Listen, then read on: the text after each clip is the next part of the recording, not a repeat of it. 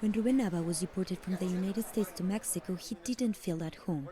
He says he was discriminated against by his own community until he came here, to what's called Little L.A.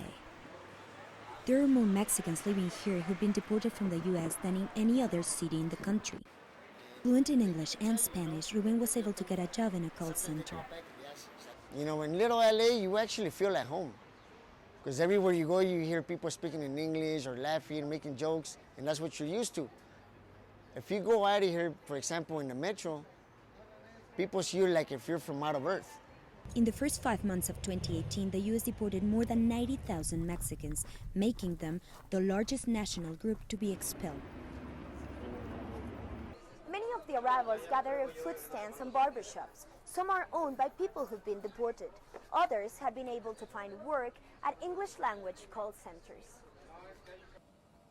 Under the toughened immigration policies launched under President Donald Trump's administration, less immigrants are arriving in the U.S. from Mexico, while back home, the communities of those deported are growing.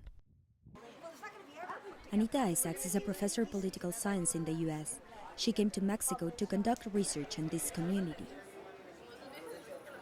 The challenges that they face are enormous.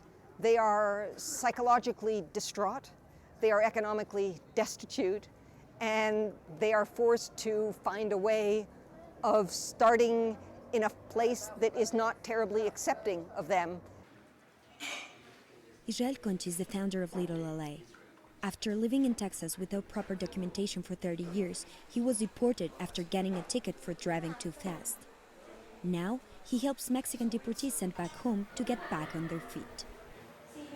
For so many years, like in my case, we lived in the shadows just because we didn't have papers, you know. Many of us, even though we were not born in America, we feel American as well because that's all we know, but we also feel Mexican. And once you come to Mexico, you fall in love with the country.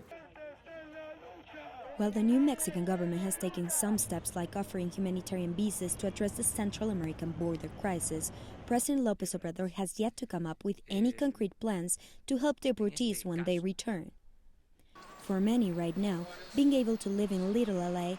is as good as life can get. Valeria Leon, TRT World, Mexico City.